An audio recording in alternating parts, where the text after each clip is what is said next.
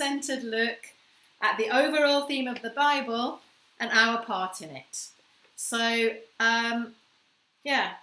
first of all, many times we're not careful. We can put ourselves in the centre of the world, and everything that is happening, we think about how it affects me or how it relates to me. It's as if I'm the centre of the world and all the world is revolving around me. It can be the same with this COVID situation. We think, okay, how is it affecting me? Am I allowed to go out? Am I allowed to meet my friends? Am I going to have to queue for a long time to get my shopping?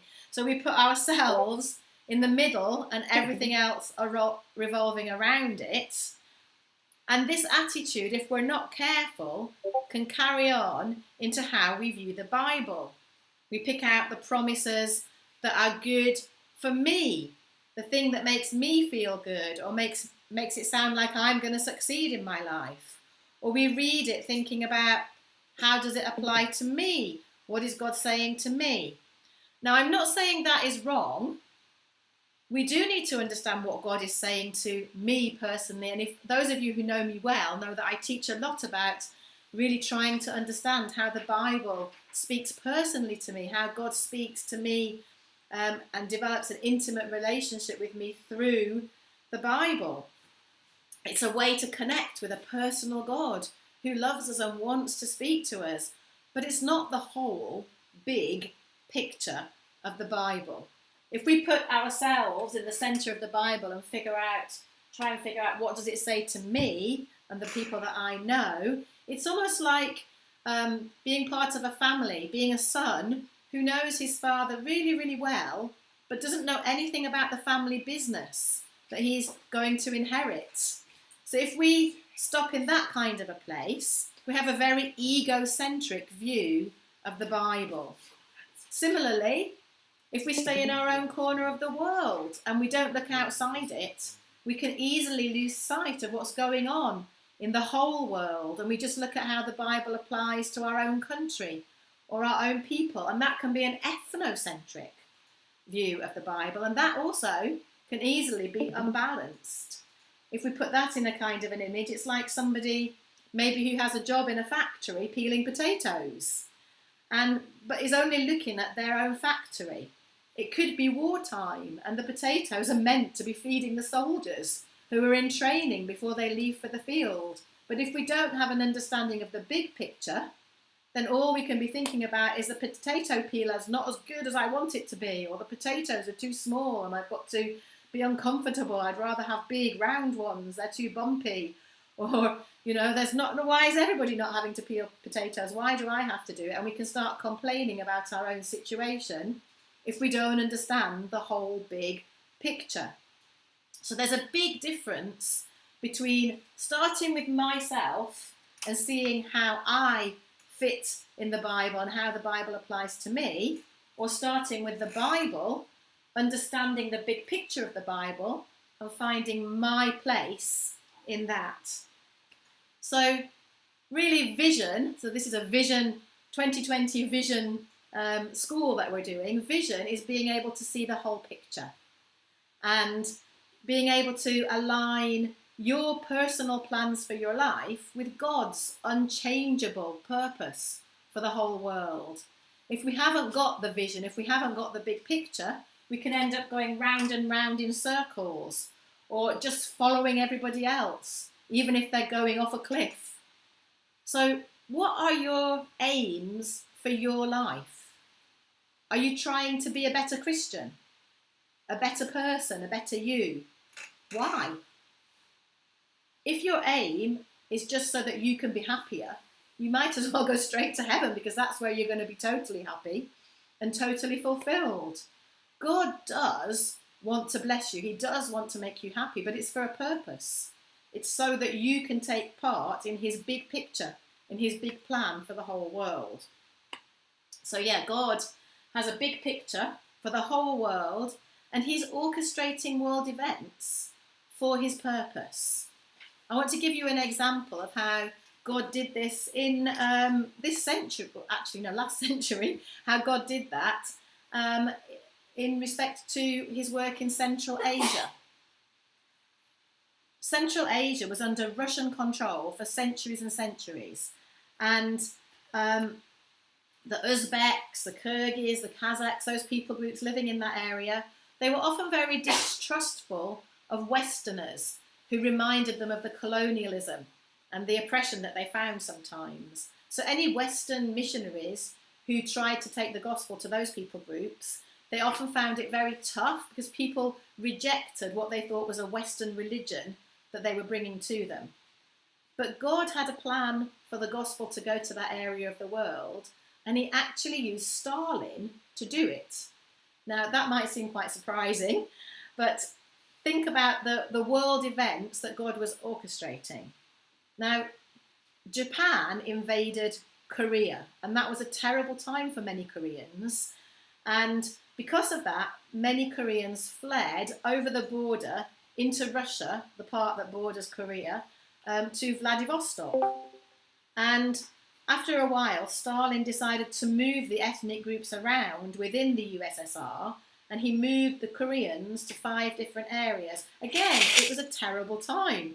Sometimes they were put on trains and sent off to far-reaching places in the USSR, and some of them were dumped off the trains in the snow with their children and just left to survive by whatever means they could find. So if we were just looking at the events as they were, it sounds like they're terrible, horrible things happening. But one of the places that Koreans ended up was Tashkent, and the Koreans that were there worked very, very hard and won the respect of the Uzbeks. And in the 1990s, when that area started opening up for foreigners to visit, a Korean American came and preached the gospel, and people listened to him and trusted him because he looked like these Koreans that they knew and respected, and he didn't look Western. And some of them began to believe, and that was the beginnings of the first Central Asian churches. So that just shows us that God is at work in the world, and he can use even events that look terrible, even God's enemies who are against him and trying to establish non-godly regimes, he can use those to serve his purpose. And what I want to show you through today is that God's big picture that he's orchestrating events for is in the Bible, and it's one single theme. There are lots of things that the Bible talks us to about, but the one thing that is uniting the Bible, it's got a single theme, one purpose running through it all the way from the beginning to the end. And every good book has an introduction and a plot or a body of the story and a conclusion. And the Bible is no different. The Bible has its introduction, which I would say is Genesis 1 to 11, and it has a body of the story, and then it has a conclusion. And I want to look at the introduction together.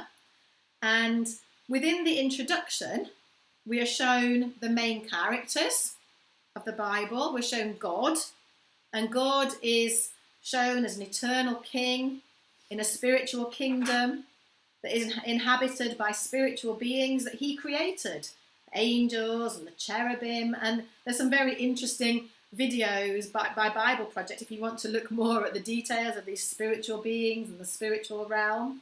But so the main character is God, and then Satan and his gang. We don't have a very full background explanation, but we can pick up pieces from other parts of the Bible, such as Ezekiel and Revelation, and they seem to show us that Satan was originally a being possibly called Lucifer, who was a kind of a chief among the angels, possibly in charge of worship, who became jealous and rebelled and led a spiritual coup d'etat, taking about a third of the spiritual beings with him, and began organising his own spiritual kingdom in opposition to God.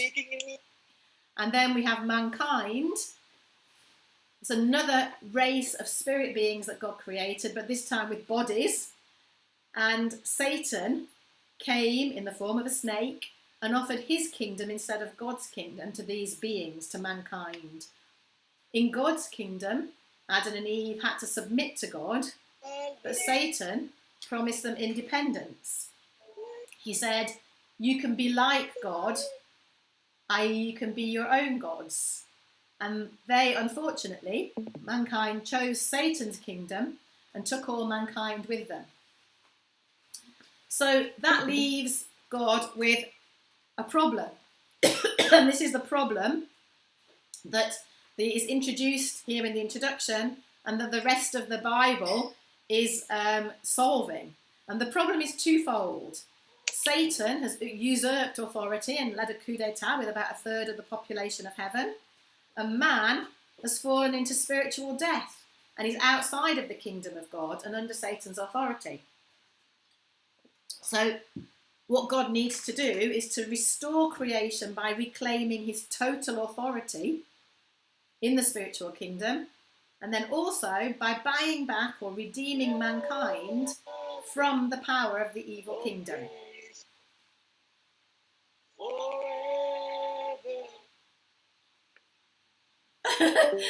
There's some music going on there. If you've got your microphone unmuted, would you please mute yourself? Okay. So, what was I saying? Yeah. So the problem is having to regain God's authority over the whole of creation and having to redeem mankind back from Satan's kingdom into God's kingdom. And God needs a solution which is hinted at in the introduction.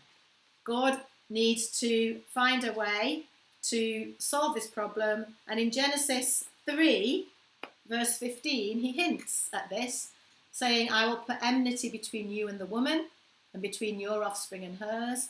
He will crush your head, and you will strike his heel. So this is talking about Satan being the one who's going to have his head crushed by Jesus, and Jesus will have his heel struck when he's on the cross. He will temporarily be wounded, but then he will rise again. So, yeah, Jesus, the one who's going to be the solution. So all of the Bible is waiting for Jesus to come and for this problem to be solved through him.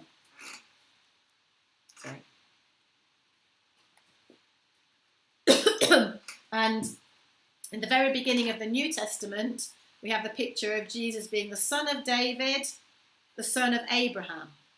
The son of David was Solomon.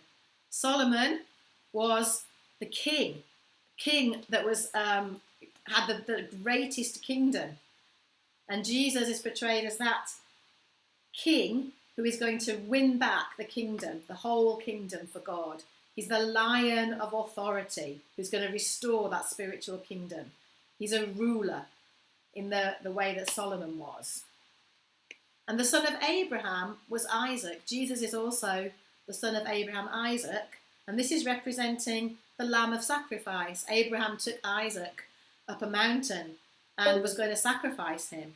And God provided a lamb instead, which shows us Jesus. So Jesus is the lamb of sacrifice, our saviour, who takes away the sin of the world. He's a living sacrifice like Isaac was. So then we come to Genesis 11, the end of the introduction to the Bible. And here we see mankind rebelling against God. He told them to spread out over the whole earth. What did they do? They did the opposite at Babel, gathered together and tried to make a tower that would reach the heavens. He wanted them to lift up his name, but they say they want to make a name for themselves. So God scatters them into different languages and different people groups all over the world. It's represented as 70 nations in the Bible. So he splits them into the 70 nations so that he can reach them piece by piece by piece. He doesn't reject the nations.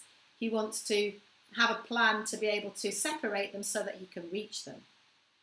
So he has to choose one nation, and through them he will reach out to the other nations. And this begins the body of the story in Genesis 12. So 1 to 11 is the introduction. We've got the plot starting here now in Genesis 12, where God has called Abraham, and he's going to explain how through Abraham he will solve this problem that's been introduced in the introduction. So around about 2000, it's very dark on me, is that you? No, that's better. In about 2000 BC, in a place called Ur of the Chaldeans, which is in Iraq, about 350 kilometers southeast of Baghdad, God called Abraham and told him to go to a new land. the place that I will show you.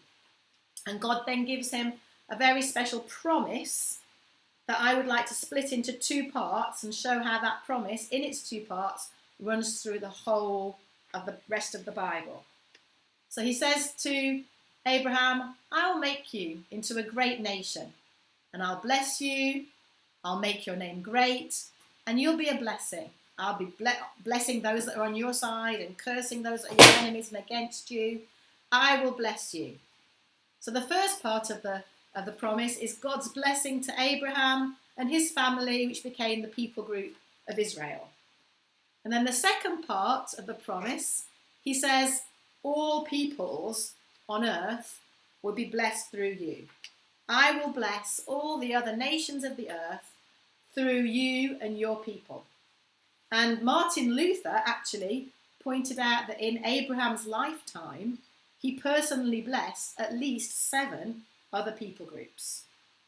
So God gave this promise to Abraham, and we know that when God speaks, his word is true. He doesn't need to repeat himself. When he says it, it's true. He keeps his promises. But just to show how important this promise is, God repeats it to Abraham again twice. And I'd like to show you that when God repeats it to Abraham, he repeats both parts of the promise. The blessing personally to Abraham and the fact that Abraham has this responsibility to use that blessing to bless the other nations. So the next time that God speaks to Abraham with this promise is in Genesis 18. And here we can see that God is saying Abraham will become great and powerful. That's God's blessing to him. And then the second part, all nations on earth will be blessed through him. He's mentioning both parts of those. Yeah, God will do and will bring about for Abraham what he has promised to do. And then the third time, again, I will surely bless you. I'll definitely bless you. I'm keeping this promise to bless you. And I'll make your descendants numerous and great. And they will have the cities that I'm promising to them. And through your offspring, all nations on earth will be blessed. We can see that God is continually remembering, yes, I've chosen you to bless you, but don't forget, I've still got all the rest of the nations in mind. I want you and your people to make sure that my blessing reaches out to all of them. So then we go on from Abraham to his son, Isaac. So God not only gives the same promise to Abraham 3 times, but he repeats it again to Isaac, Abraham's son, in Genesis 26. And he says, I'm going to confirm to you the oath that was for your father. It's not stopping with him. I want you to inherit this and keep on going with it. And I'll make your descendants numerous and we'll give them lands. That's God's blessing to them. And again, through your offspring, all nations on earth will be blessed. Don't forget, you've got my blessing, but you've got the responsibility and the inheritance of taking this blessing to the other nations. And then to Isaac's son Jacob, so this is Abraham's grandson, God gives the promise again in Genesis 28. So again, your descendants will grow, they'll be like dust, you'll go from the west and the east and the north and the south, and all peoples on earth will be blessed through you and your offspring. Don't forget, all the other peoples, yes, your people, I will bless you, I'll make you great, I'll watch over you, I won't leave you until I've done what I've promised, not just for you, but for all the nations.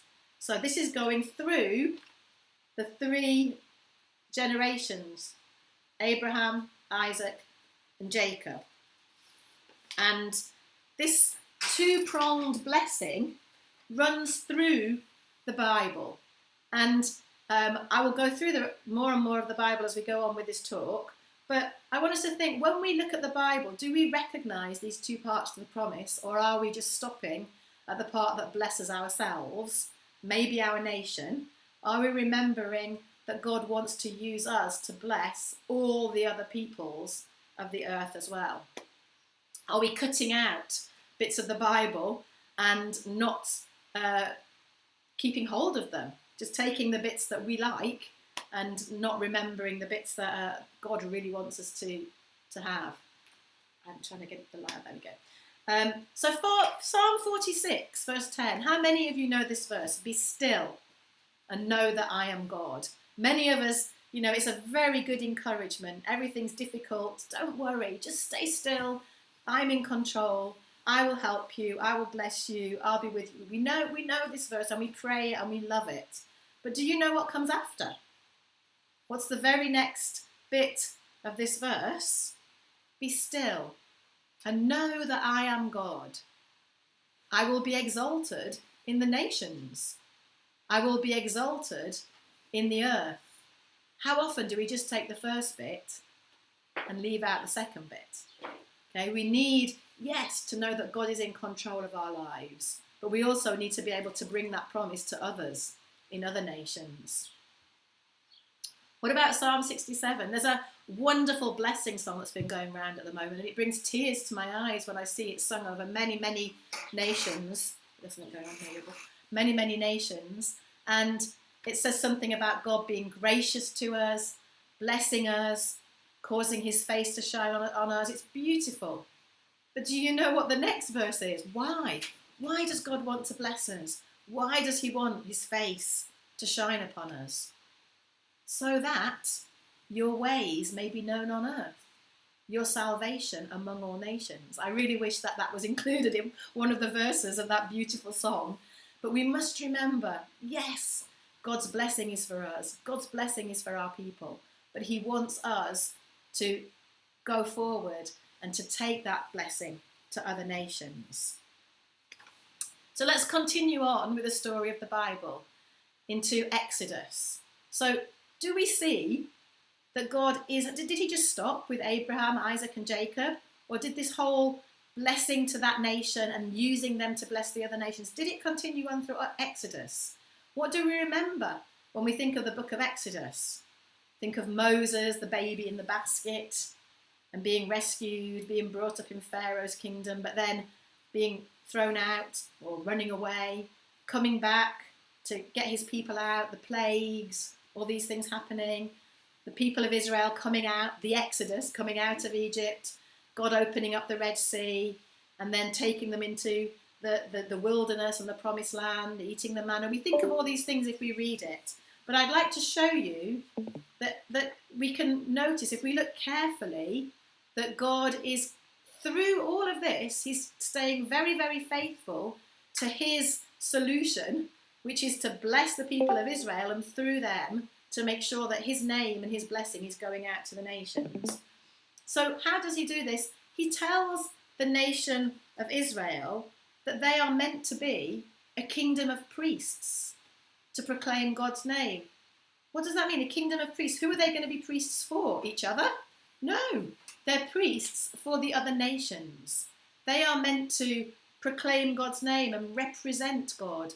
They're meant to represent his character. They're meant to represent his character as his people. And in Isaiah, we can see that as the prophet is repeating what God's role was for the nations, it's to give praise to the Lord, proclaim his name, and make known among the nations what he's done. So all these things that God has done for you, make known among the nations. Proclaim that his name is the one that is exalted. He's not just doing it for you. He is doing it for you, but not just for you. It's doing it so that his name will be known among all the nations. They have a responsibility and they have a purpose. God raised up Pharaoh and Moses went against him with all those plagues. And in Exodus 9 we can see what it's explaining, that God did this for a purpose. He raised up Pharaoh for a purpose so that he might show his power and that his name might be proclaimed in all the earth. Then he took them out. Sorry, have I skipped one? Yeah, then he took them out of Egypt and through the Red Sea. He parted the waters and they went through. And we often think of that as a picture of how God, even when we're in impossible circumstances, God can open a way for us. And yes, that is true, that is right. But not only did he do it to save his people, but he did it, we can see at the end of this, he was divided the waters before them. This is how you guided your people to make for yourself a glorious name, so that this name would be known. In Psalm 106, describing the same thing. They rebelled by the sea, but yet God saved them for his name's sake, to make his mighty power known. If we think about it, when the Israelites were in Egypt, there were many, many people trading in Egypt, many, many different nations. And when the plagues hit Egypt, many of the foreigners that were trading there would have quickly escaped and gone back home, just like many of us did for COVID situations, quickly gone home. But they would have taken with them the news of what the God of Israel was doing to the gods of Pharaoh. Some people estimate that within 3 months, every resting place on the trading routes, all the way from Europe to India, from China to southern Africa, would have heard the news of what God was doing in Egypt to the gods of Pharaoh. So this is something that, God was spreading the news of him through defeating the gods of Pharaoh through the plagues. And still he had the nations in mind when he was leading the people through the Red Sea. When we see a little bit later that Joshua sent spies into Jericho, Rahab explains why she helped the spies. Her knowledge of the God that made her help the spies came only through traders' stories. There wasn't any temple or any people, any Jews in the city to explain to her. She'd only heard about God through these traders. But because of this revelation of his name through these traders, she obeyed, and she believed and was justified, and was even incorporated into the people of Israel as one of the ancestors of Jesus. So the people of Israel weren't chosen to be spoilt children who were just blessed specially, while the rest of the nations just hung around suffering and waiting until the gospel was going to come later to them. They were meant to be priests and vessels to represent God and proclaim his name to the nations. And God has also made us priests. So I just want you to think about it as we're continuing through this. Are you concerned about how your life is representing God's name?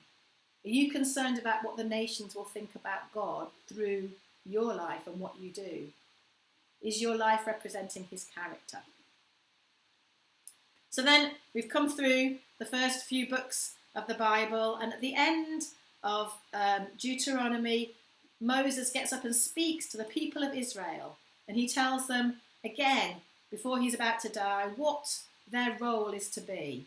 And he says to them, if you will diligently obey the Lord your God, all the peoples of the earth will see that you're called by the name of the Lord, and the Lord will make you abound. That's another way of blessing, that the Lord will bless you.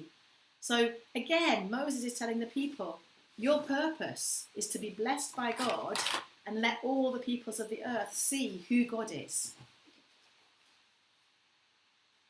And then, as we continue into the next lot of the books of the Bible, the historical books, and we've got about 400 years of various different kings.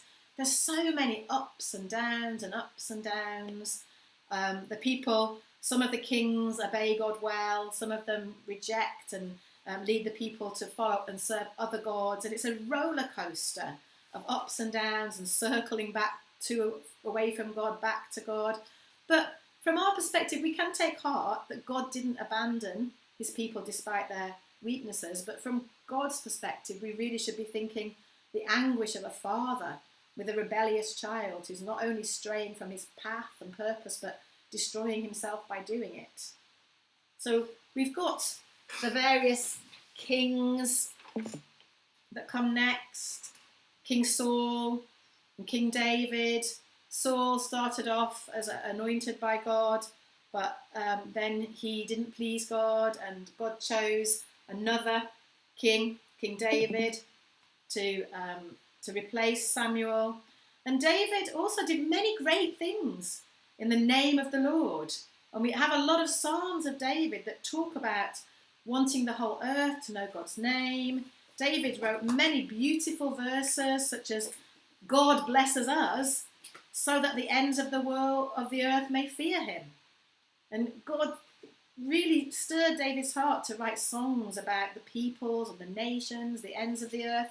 And maybe that's why he was called a man after God's heart, because he had a heart that longed for the lost of the world. And I wonder if we can be described like that too. Do we really long for the ends of the earth to know God? Are we following David in those footsteps? But of course we know that David did sin and wasn't allowed to build the temple for God because of the many things that he did. And David's son Solomon was the next king that came, and he was the king that built the great temple. And at the time of Solomon, people of Israel at that time would say, of course we know that God blesses us to be a blessing to the nations. In the ceremony to dedicate the temple, they'd had a prayer that was saying, let all the peoples know, let your glory go to reach all the peoples. And every time the people of Israel came into the temple, they had to come through the court of the Gentiles. And that was reminding them of the fact that God had a place in his kingdom for the Gentiles.